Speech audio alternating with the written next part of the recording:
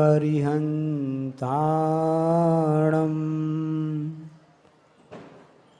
नमो सिद्धाणं नमो आयर्याणं नमो उवज्झायाणं नमो लोए सभ्यसाहूणं ऐसो पंचिणमो यारो सभ्य पावपणासनो मंगलाणं च सभ्येशिं परमं होई मंगलम। अनंत अनंत सिद्ध परमेष्टि भगवंतों की, चिंतामणि पार्श्वनाथ भगवान की, गुरु नाम गुरु आचार्य ज्ञान सागर जी महाराज की, मूक माटी रचयिता आचार्य परमेष्टि गुरुदेव की, पूज्य निरापक मुनि श्री समय सागर जी, योग सागर जी, नियम सागर जी, सुधा सागर जी, समता सागर जी व प्रशांत सागर जी महाराज की, अष्टानिका महापर्व की, गर्भ कल्याणक महामहोत्सव की, जय लो परम पूज्य निरापक श्रमण प्रसाद सागर जी महाराज की, समस्त आचार्य संघ की। विश्वास कहता है कि मैं रात के अंधेरे में भी आगे बढ़ता जाऊंगा। विश्वास कहता है कि मैं रात के अंधेरे में भी आगे बढ़ता जाऊंगा। तो बुद्धि कहती है कि मैं दिन के उजाले में भी भटक जाऊंगी, दिन के उजाले में भटक जाऊंगी। और से तर्क कहता है कि मैं भगवान को पाषाण बना दूंगा। तर्क क्या कहता है कि मैं भगवान को पाषाण बना दूंगा। और श्रद्धा आस्था कहती है कि मैं पाषाण को भी भगवान बना दूंगा। श्रद्धा आस्था का यह प्रसंग, पाषाण से परमात्मा बनने का, यह डोणगांव में जो अनुष्ठान प्रारंभ हुआ, प्रथम दिन सुबह आप सभी ने, हम सभी ने मंगल ध्वजारोहण के द्वारा इस कार्य की शुरुआत की है। गर्भ संस्कार क्या कहलाता है, इसको हम थोड़ा देखते हैं। एकदम से गर्भ में जो भी जीव आता है अपने पूरे जन्म को लेकर के आता है। उस पूर्व जन्म में जैसे उसने कर्म किए थे उसके फलस्वरूप उसको वैसी गति प्राप्त होती है। मनुष्य गति, तिरंज गति, नरक गति या देव गति है। आगम में उल्लेख है कि मनुष्य गति में जन्म लेना बहुत ही दुर्लभ है।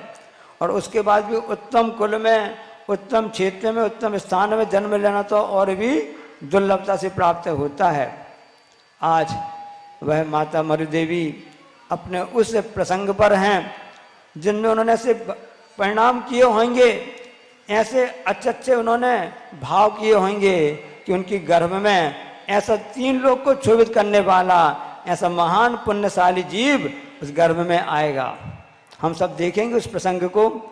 और से देखो, आने के पहले ही वहाँ पर नाभि राय के उस आंगन में पुष्पों की नहीं, रत्नों की वर्षा होने लगती है। इतने 14 करोड़ प्रतिदिन वर्षा होने लगती है। गर्भ में आने के 6 महीने पहले और बाद में 9 महीने, ऐसे 15 माह तक ऐसी लगातार वर्षा होती रहती है। कितना पुण्य इकट्ठा करके वह पुण्यशाली जीव यहाँ पर आया होगा, तभी यहाँ पर ऐसा होता है।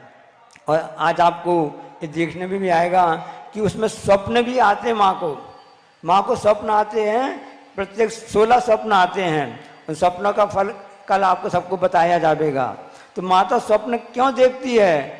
क्योंकि उस गर्भ में ऐसा पुण्यशाली जीव आने वाला है। हम सबको अनेक स्वप्न आते रहते हैं, लेकिन उन सपनों का फल अपने हिसाब से ऐसा मिलता नहीं है। आचार्य महाराज जी ने पंक्ति लिखी है, दिन का हो या रात का, सपना सपना होए, सपना अपना सा लगे किंतु ना अपना होए। तो वर्तमान में हम सभी के लिए इन सब प्राणियों के लिए सपना आता है, उसको सत्य मान लेते हैं, लेकिन सपना सत्य नहीं होता है। हमारा जो कर्म पुरुषार्थ होता है वही सत्य कहलाता है। उस जीव ने पूर्व भाव में ऐसे पुरुषार्थ किए, अपनी आत्मा के ऐसे शुभ परिणाम किए और अपने आप को उन्नत बनाने का प्रयास जारी किया। तभी तो देखो इस समय, जबकि चौथा काल अभी प्रारंभ भी नहीं हुआ था, तीसरा काल चल रहा था, अंतिम समय से चल रहा था, उस समय मरु देवी के गर्भ में ऐसे 3 लोग को छुप करने वाले आदिनाथ भगवान का वह जीव गर्भ में आता है। ये तो होंडा से जो काल चल रहा उसके कारण से हुआ। जितने भी तीर्थंकर जन्म लेते चौथे काल में जन्म लेते हैं और चौथे काल में ही मोक्ष को प्राप्त करते हैं।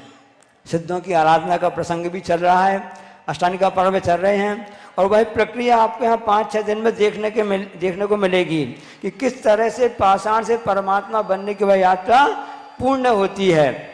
यह प्रसंग एक है जिसको बोलते हैं रामलीला, या इस ढंग के हिसाब से नहीं समझना, प्रदर्शन नहीं समझना, इसको अभी नहीं समझना, ये वास्तव में प्रक्रिया ही चलती रहती है। क्योंकि पहले हमने आपको कह चुके ना कि आस्था श्रद्धा तर्क, आस्था श्रद्धा जो होती है वह पाषाण को भगवान बना देती है। यहाँ तर्क मत करना कि ऐसा कैसे होता है। इसमें पूरी आचार्य महाराज जी अपने मंत्रों के द्वारा, सूर्य मंत्र द्वारा, सभी मुनिराज भी उसमें प्राण प्रतिष्ठा करते हैं, तब कहीं जाकर के वह मूर्ति उस परमात्मा पद को प्राप्त करती है और सब उसको नमस्कार करते हैं। ऐसे पुण्यशाली वह होती है। तो सपना जो होता है वह अधूरा रहता है, लेकिन माता का सपना तो पूरा होके रहता है। ऐसी महान पुण्यशाली मरु देवी माँ को जब 16 स्वप्न आते हैं, उसमें एक स्वप्न आता है निधूम अग्नि का। तो प्रश्न पूछा गया कि इसका फल क्या होगा, तो उसमें बताया जाएगा आपको कल कि वह जो जीव आपके गर्भ में आएगा माता, वह अपने सभी कर्मों को नष्ट करके मोक्ष को प्राप्त करेगा। उसका पूजन में पढ़ते ना कि त्यजग उद्यम नाश कीने मोह तिमिर महाबली, तू कर्म घाती ज्ञान दीप प्रकाश ज्योति प्रभावली। इस त्यजग में वही पुरुषार्थ सबसे बड़ा होता है जो मोह तिमिर को नष्ट करने वाला होता है। संसार में सबसे बड़ा बलवान शत्रु है तो मोह है, मोहिनी कर्म है। हे भगवान, आपने इस तीनों जग में जो ऐसा उद्यम किया, आपने ऐसा पुरुषार्थ किया कि उस पुरुषार्थ के बल के आश्रय से आपने उसे मोह को भी पछाड़ दिया, मोहिनी कर्म को नष्ट कर दिया। इसलिए सपना उनका पूरा सार्थक सभी होता है, लेकिन हमारा सपना पूरा नहीं हो पाता है। डोंडगांव वालों का बड़ा पुण्य था, कितने सालों से आप लोग रास्ता देख रहे थे, कब से आपने सपने संजोए थे। और इसके पहले मुनि श्री अक्षय सागर महाराज जी और पूजनीय मुनि श्री योग सागर महाराज जी ने आकर उसकी भूमिका बना दी थी, और आज हम सबको सबका सपना साकार होते दिख रहा है कि गुरु महाराज जी यहाँ पर विराजमान हो गए हैं इस अनुष्ठान में। जिन्हें सपना देखना अच्छा लगता है, जिन्हें सपना देखना अच्छा लगता है, उन्हें रातें छोटी महसूस होती हैं। जिन्हें सपना देखना अच्छा लगता है उन्हें रातें छोटी महसूस होती हैं, और जिन्हें सपना पूरा करना होता है उन्हें दिन छोटा लगता है। इसलिए सपने देखने बस से काम नहीं चलेगा, सपनों को पूरा करना ही सही सच्चा पुरुषार्थ है। वह पुरुषार्थ है उस महान पुण्यशाली जीव ने किया कि सपना तो माँ को आया, लेकिन सपना के साथ साथ में उन सपनों को कैसे पूरा किया जाता है, ऐसा पूरा पुनः लेकर के आए हैं। गर्भ कल्याण की बात चल रही है और सपने की बात चल रही है, तो उसे एक माता को भी स्वप्न आया। कैसा स्वप्न आया कि मैं जिनेंद्र भगवान के दर्शन करूं, जिन मंदिर के दर्शन करूं, ऐसे भव्य जिनालयों को गगनचुंबी, जैसा आप लोगों ने यहाँ मंदिर निर्माण किया ना, पाषाण का पूरा शिखर बना दिया है गगनचुंबी, ऐसे भव्य जिन मंदिर में दर्शन करूं, ऐसा पुण्य मेरा कैसा आएगा। उसको स्वप्न आया, इसके मन में दोहला उत्पन्न हो गया। वो कोई साधारण महिला नहीं थी, एक भारतीय संस्कृति में और ऐसे जैन संस्कृति उसका नाम आदर्श रूप में लिया जाता है। ऐसी वह सीता रानी थी। स्वप्न आया, ऐसे पुण्यशाली उनके जीव में गर्भ में 2 बालक आए, उनको स्वप्न आया कि मैं तीर्थ क्षेत्रों की वंदना करूं, और उन्होंने अपने पति रामचंद्र जी से कहा कि ऐसे ऐसा दोहला उत्पन्न हुआ है, बहुत अच्छी बात है, बहुत अच्छी बात है। और सबको मालूम है कि रामचंद्र जी ने मर्यादा पुरुषोत्तम कहलाते हैं, उनकी अपनी मर्यादा थी और संसार की रीति के हिसाब से चलना पड़ता है। और उसके सपना को पूरा करने के लिए उन्होंने सेनापति कृतांतपद को कहा कि जाओ सीता माँ के लिए जिन मंदिरों के दर्शन करा दो, और दर्शन के साथ साथ में वो भी काम करना है जो मैंने तुमको अलग से बताया है। अब सेवक तो सेवक होता है, मालिक की बात तो मानना पड़ती है। सबको मालूम है किस तरह से उनके लिए हुआ। अब देखो गर्भ में ऐसे शिशु भी आए हैं तद्गव मोक्षगामी हैं, जिनको लव कुश कहते हैं। जानते हैं ना, लव कुश जिनका नाम पड़ा, उस समय उसी भाव में मोक्ष भी गए हैं। तब कई माँ को ऐसा स्वप्न आया था कि जिन मंदिर के दर्शन करूं।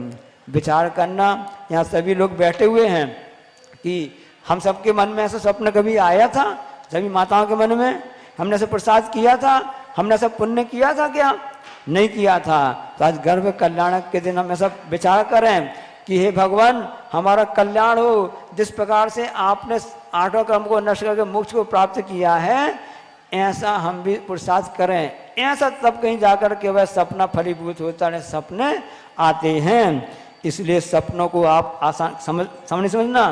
जो तीर्थंकर प्रकृति का बंध करके आए हैं, लगातार प्रकृति का बंध कर रहा है, उन्हीं के निमित्त से उस माँ को सपने आते हैं, ऐसे भी नहीं आते हैं। सपने तो बहुत से भी आए हैं। आपने सुना होगा कि सम्राट चंद्रगुप्त है, उनको भी स्वप्न आए, उनका फल पूछा गया तो उन्होंने बताया था कि पंचम काल में ऐसे स्वप्न आपके इसलिए आए हैं कि पंचम काल में अब आगे धर्म तो होगा, लेकिन उसमें युवाओं के द्वारा धर्म का पुरुषार्थ होगा, वही पुरुषार्थ करेंगे।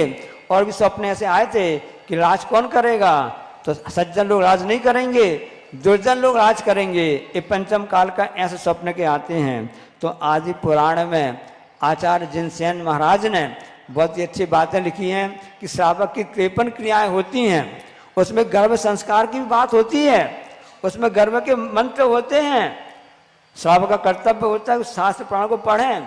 आचार्य महाराज जी हमेशा कहते रहते हैं कि प्रथमान योग ग्रंथ हमेशा पढ़ते रहना चाहिए। जो बोधि समाधि निधानम है, जो उसको देने वाले कहलाते हैं, उसमें इसका उल्लेख है कि जिसमें हम सब जो माताएं बहनें हैं, वो ऐसे जिस समय गर्भ में आपको जीव आता है तो ऐसे संस्कार देने का प्रारंभ करें, ताकि वह आपका आने वाला जीव है उस भाव में मुनि बन करके, आरिका बन करके, अपना सही पुरुषार्थ करके मोक्ष लक्ष्मी को प्राप्त करे। यही कहलाता है, संता है। और भी आपने सुना होगा अभिमन्यु की बात, आप लोग जानते होंगे कि किस तरह से अभिमन्यु जब गर्भ में था, अर्जुन पुत्र कहलाता है। और उस समय वह उसकी माँ के लिए अर्जुन सभी बातें बता रहे थे। प्रश्न पूछा उन्होंने कि चक्रव्यूह क्या कहलाता है, उसको कैसे उसमें प्रवेश किया जाता है? तो अर्जुन अपनी पत्नी उत्तरा सुभद्रा के लिए बताते हैं कि इस ढंग से प्रवेश किया जाता है, ये चक्रव्यूह होता है। जो युद्ध के क्षेत्र में ऐसी चक्र रचना की जाती है कि किस तरह से शत्रु पर विजय प्राप्त करें और शत्रुओं को सफाया कर दें। तो उस चक्रव्यूह की कठिन रचना होती है और उसका ज्ञान द्रोणाचार्य ने अर्जुन के लिए दिया था।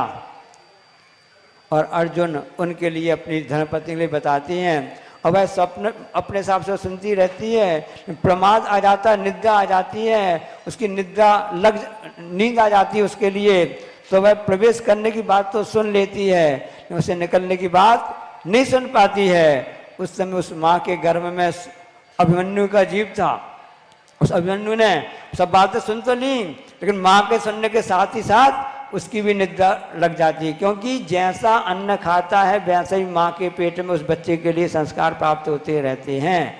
ये अटल सिद्धांत है, इससे बड़ा उदाहरण मिल ही नहीं सकता है इसके लिए। इसलिए बात समझना चाहिए कि जिस समय गर्भ में जीव आता है तो हमको कैसे संस्कार देना है, ये आप लोग समझ लीजिए। और आप क्या जब भी ऐसे कोई प्रसंग आता है तो ऐसे आदि पुराण में जो जिनसे आचार्य ने मंत्रों का उल्लेख किया है उनके द्वारा आप संस्कार नहीं करें, क्योंकि आप चाहते तो हैं कि अच्छी संतान हो, संस्कारित हो, कि वैसे हम क्रिया नहीं कर पाते हैं, वैसे कार्य नहीं कर पाते हैं, सब परिणाम में देखने में आता है।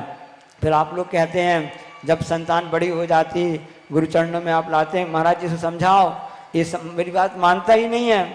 तो उस समय आपने नहीं बात मानी थी।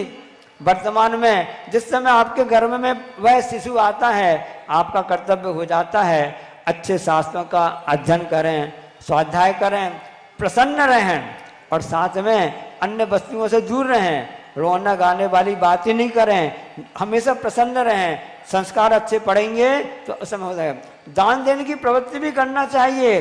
अभी जब हमने उसे पूछा कि संस्कार वगैरह में होता है तो उन्होंने बताया था, पंडित जी ने बताया था ना, कि प्रत्येक के लिए जो गर्भवती माँ होती हैं कुछ ना कुछ दान देना चाहिए। कुछ भी जितनी आपकी क्षमता है अलग से दान निकालना चाहिए, क्योंकि ये दान के संस्कार भी आपकी भावी जो संतान आने वाली है उसमें भी संतान उसमें पढ़ते जाते हैं। त्यों जग की पीड़ा हरण भवदधि शोषण हार, गायक हो तुम विश्व के शिव सुख के करतार। तो ऐसी संतान को प्राप्त करने के लिए जिन्होंने त्यों जग की पीड़ा हरण करने वाले होते हैं, उसके लिए यही कहा जाता है कि आप ऐसे संस्कार को प्राप्त करो, ऐसे संस्कार दो, तभी आपके लिए ऐसा हो सकता है। तीर्थंकर प्रकृति का बंधन करने वाले सामान्य जीव नहीं होते हैं। जिन्होंने अपने मन में 16 कारण भावनाओं को भाया, उसमें दर्शन विशुद्धि पहले नंबर की है। वह दर्शन विशुद्धि कहती है कि आस्था श्रद्धा जो हमारा इस अहिंसा धर्म पर, जैन धर्म में आस्था श्रद्धा है, वह सच्चा है, उसमें कहीं कोई भी कमी नहीं है। ऐसी दर्शन विशुद्धि उस भावना से परिपूर्ण और विनय संपन्नता, ऐसी पूरी 16 कारण भावना आपने 16 कारण पूजन में आपने पढ़ी होगी ना, ऐसी भावना नित्य प्रति भाता रहता वह जीव, तब कहीं जाकर ऐसे तीन प्रकृति का बंध होता है और वह किसी तीर्थंकर के पाद मूल में ही होता है। ये बात तो अलग बात होगी ना। उसके साथ साथ में ये भी आवश्यक हो जाता है कि इस मनुष्य गति में उसका भाव प्रारंभ तो यही मनुष्य गति में उसका होता रहता है, अन्य गति में जाने पर बंद होता रहता है।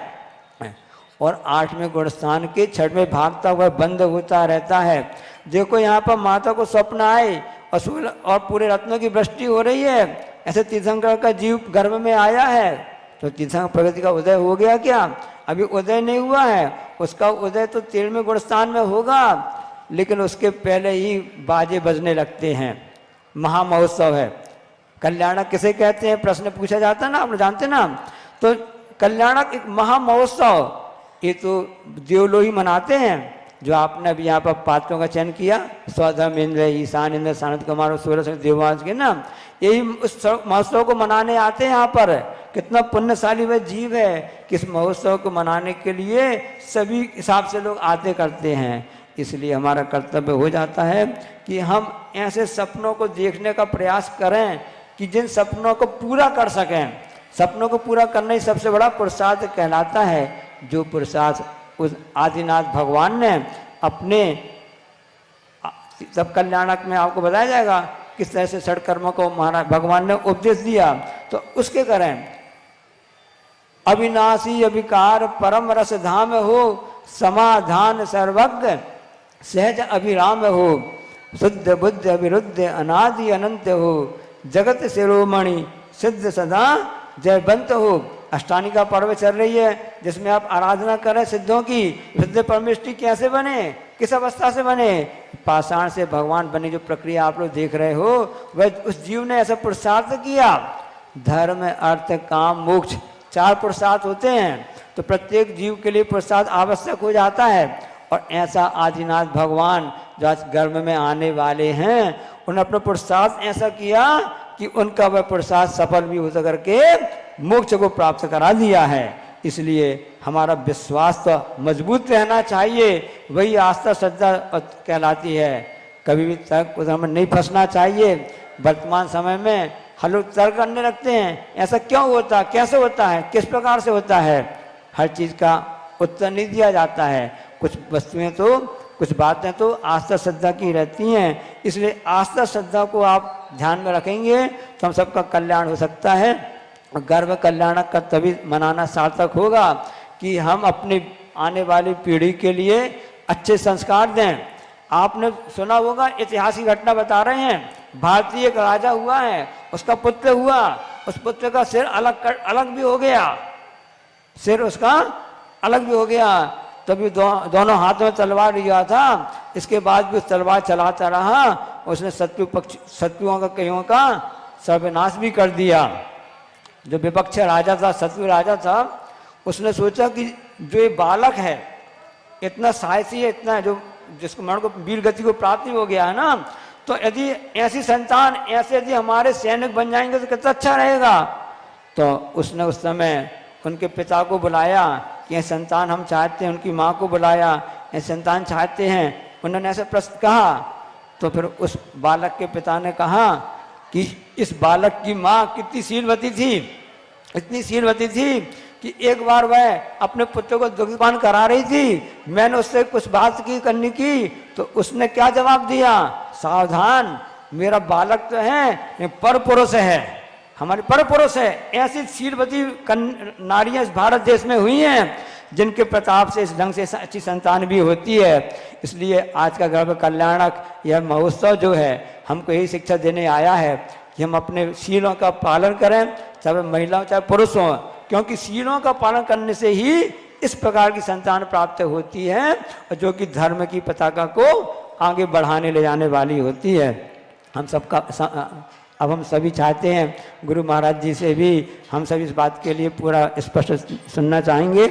और गर्भ कल्याणक के इस महोत्सव के अवसर पर हम यही आप सबसे प्रार्थना, भगवान से प्रार्थना करते हैं कि हे प्रभु, आपने जो गर्भ कल्याणक आपका जो मनाया जा रहा है, क्यों मनाया जा रहा है? अब वो भगवान अब दोबारा गर्भ में नहीं आएंगे। हम सबका क्यों नहीं मनाया जा रहा है?